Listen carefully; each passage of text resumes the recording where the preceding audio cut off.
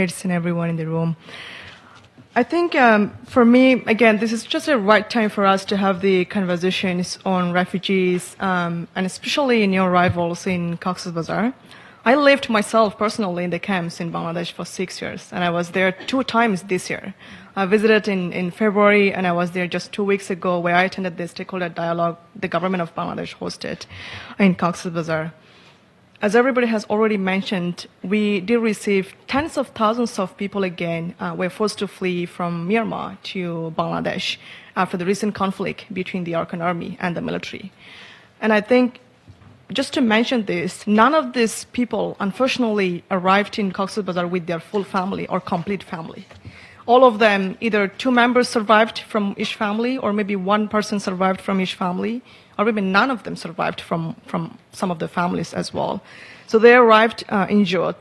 They arrived with needs for medical. They arrived with needs for shelter. They arrived with needs for clothing, for example, hygiene kits, for example. And the situations, when we did meet them in person, the situation compared to my arrival in 2017 in August, a week before the festival, I think their situation was worse than when I felt myself as a kid back in 2017.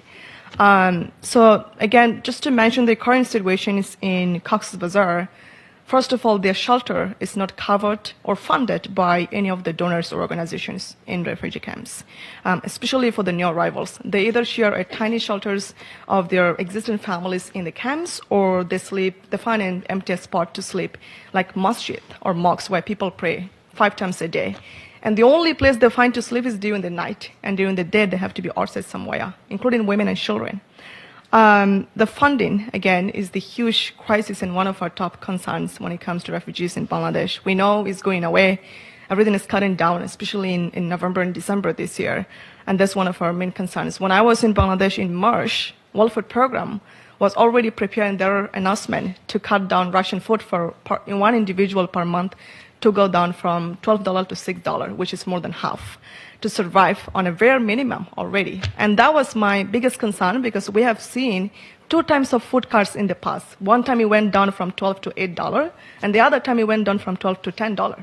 And we have seen hundreds of people, especially women and children, have taken risks on a tiny boats to travel all the way to neighboring countries, as my colleague Aziz already mentioned, to Malaysia, Indonesia, and Thailand, because